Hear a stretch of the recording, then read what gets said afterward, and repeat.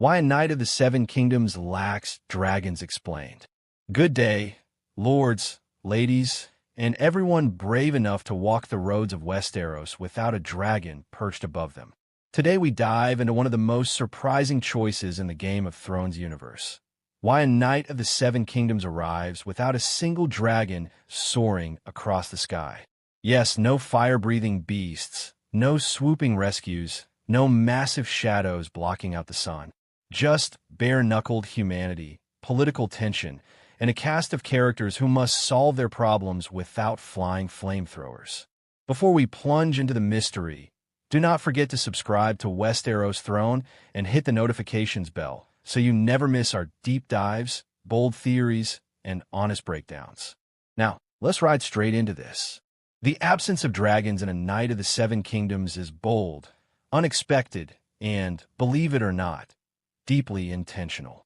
For a franchise famous for sky domination, the shift feels dramatic, almost like going from a rock concert with exploding pyrotechnics to an acoustic performance in a dim hall. But here is the twist. The acoustic version sometimes hits harder, and this is exactly the energy the show aims for. The story takes place around 90 years before the events of Game of Thrones, in an era where dragons have already faded into myth and memory.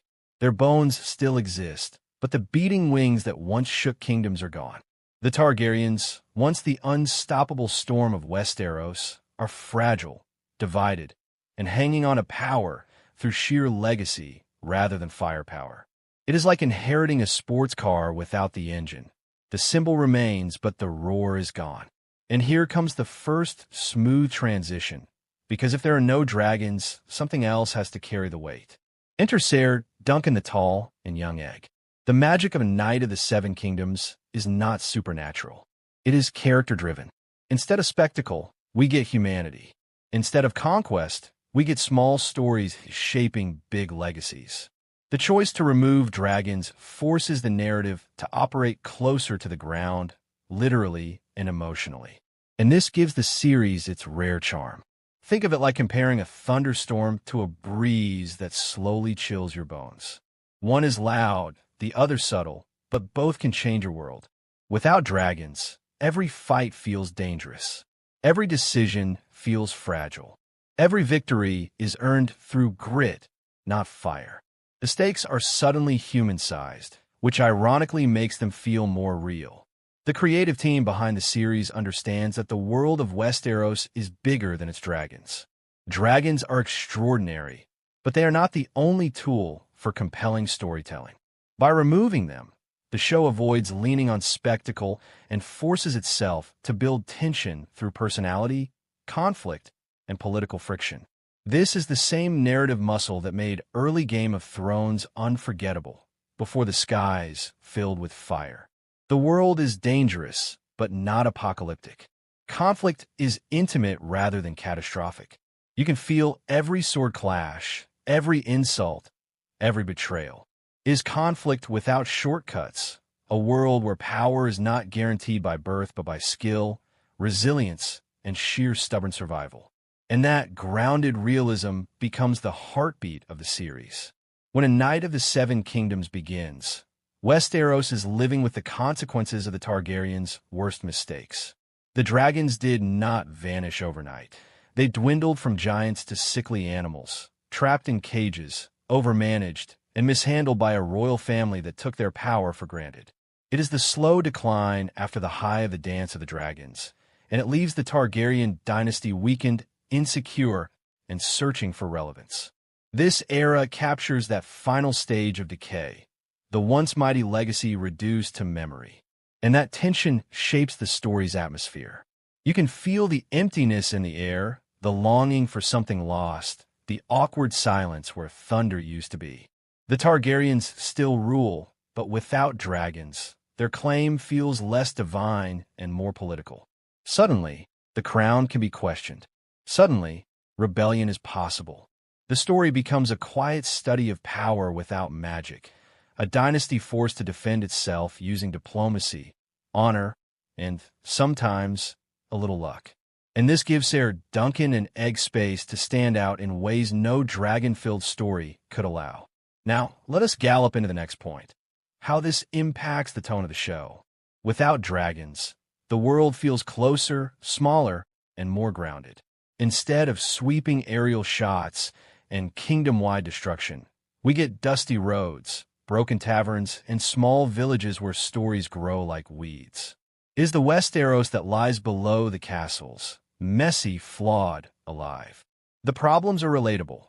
Disputes over land, feuding lords, accusations of dishonor, questions of loyalty, and conflicts where small decisions cause big consequences. The tone shifts from epic fantasy to classic adventure with political undertones. It is faster, lighter, and surprisingly fun. You still feel the weight of the world, but it does not crush you. It lets you breathe between moments of tension. It lets characters grow through experience rather than survival against monsters. And that balance is refreshing. Ser Duncan the Tall becomes more compelling because the world is not dominated by supernatural beings. He is a knight who must rely on integrity, strength, and heart. He wins not because he has a dragon behind him, but because he stands tall, literally and morally, when others kneel to corruption or fear. Egg, on the other hand, grows through humility rather than entitlement. He is a Targaryen prince traveling the world without the glow of dragon fire to elevate him. He sees the realm as it truly is, flawed, unequal, and often cruel. And that education shapes him into the future king, Aegon the Unlikely. Without dragons, their journey becomes richer. Their dynamic becomes sharper. Their lessons become more impactful. It is a story that thrives on humanity instead of spectacle, proving that Westeros is fascinating even when magic takes a back seat. Many viewers expected a prequel filled with lore-heavy magic and draconic spectacle. So discovering no dragons can feel like showing up to a feast only to find out it is a polite dinner instead. But the show's purpose is different. It does not want to replicate House of the Dragon or late-season Game of Thrones storytelling. It wants to highlight the heart of Westeros, the people. And for many fans, that shift is refreshing. Without magical shortcuts, characters must think, scheme, argue, and fight in ways that feel grounded. The original Dunk and Egg novellas are intimate, human stories. They were never meant to mirror the grandiose tragedy of the Targaryen Civil War. Instead, they focus on smaller adventures that reveal the soul of Westeros. Removing dragons honors the source material and respects the tone George R. Martin built.